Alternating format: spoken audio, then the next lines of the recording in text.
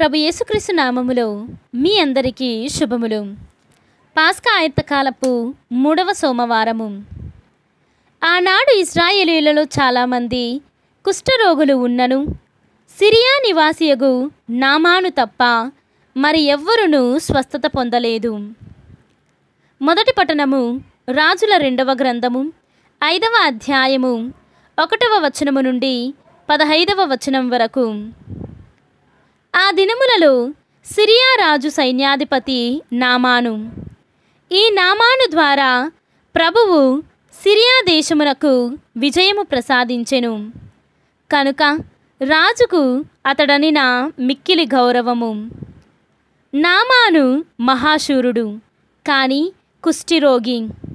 ఒకమారు సిరియనులు ఇశ్రాయేలు దేశము మీద దాడి చేసి వారి బాలికనొకతను చెరగొనిరి.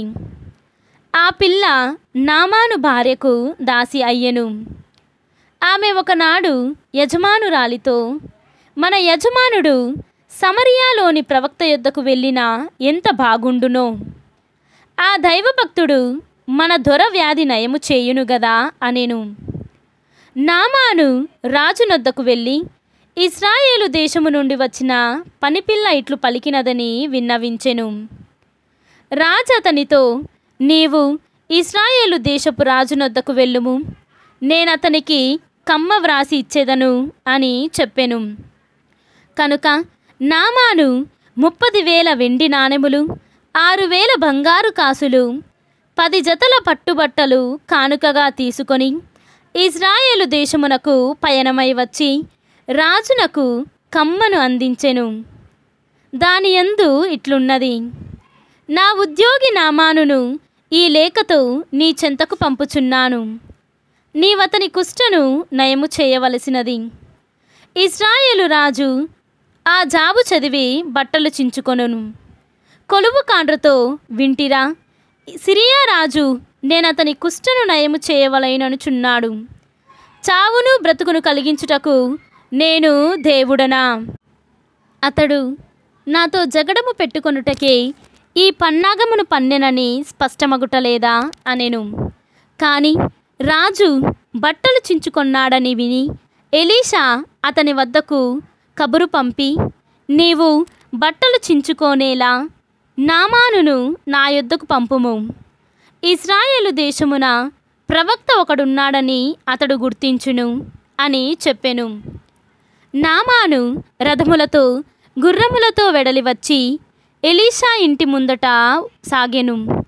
ఎలీషా అతని వద్దకు సేవకుని పంపి, నీవు వెళ్ళి యోర్దాను నదిలో 7 సార్లు స్నానము చేయుము, నీ శరీరమునకు మరల ఆరోగ్యము చేకూరును అని చెప్పించెను.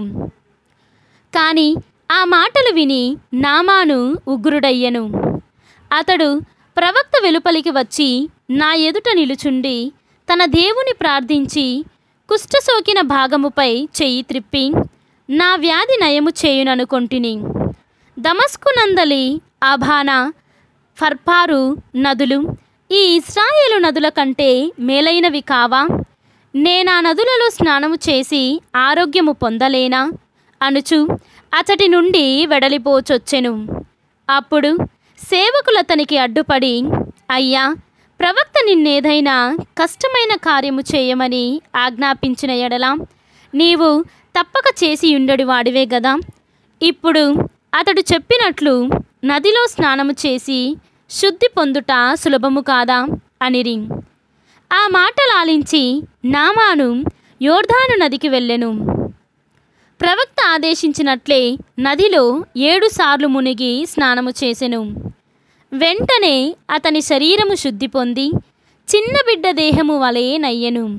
అంతటా నామాను తన పరిచనముతో ఎలీషా చెంతకు వచ్చి, అయ్యా, ఈ భూమి మీద ఇశ్రాయేలు దేవుడు తప్ప మరొక దేవుడు లేడని నాకిప్పుడు స్పష్టమైనది.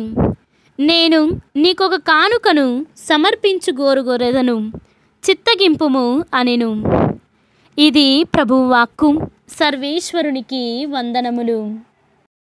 ఈనాటి సువిశేషము పునీత లూకా గారు వ్రాసిన సువిశేషము 4వ అధ్యాయము 24వ వచనము నుండి 30వ వచనము వరకు. ఏ ప్రవక్తయు తన స్వదేశమున గౌరవింపబడనని మీతో నిశ్చయముగా పలుకుచున్నాను. వాస్తవముగా ఏలియా కాలమున 3 సంవత్సరములు 6 మాసములు అనావృష్టి వలన దేశమంతటా గొప్ప కరువు వ్యాపించినది. ఆనాడు ఇశ్రాయేలీయులలో పెక్కుమంది విధవరాండ్రు ఉన్నను సిదోనులోని సరాఫెతు గ్రామమున నివసించు విధవరాలి యొద్దకు మాత్రమే ఏలియా పంపబడిను. ప్రవక్త ఎలీషా కాలములో చాలామంది కుష్ఠరోగులు ఉన్నను సిరియా నివాసి నామాను తప్ప మరెవ్వరూ స్వస్థత పొందలేదు అని పలికెను. అప్పుడు ప్రార్థనా మందిరములోని ప్రజలందరూ యేసు మాటలను విని మండిపడిరి. వారు లేచి ఆయనను నగరము వెలుపలకు నెట్టుకొని పోయి తమ నగరము నిర్మింపబడిన పర్వతాగ్రమునకు తీసుకొని వెళ్ళి అచ్చట నుండి తలక్రిందులుగా పడత్రోయ తలచిరి. కాని యేసు వారి మధ్య నుండి వెళ్ళిపోయెను. ఇది క్రీస్తు సువిశేషము. క్రీస్తువా మీకు స్తుతి కలుగునుగాక.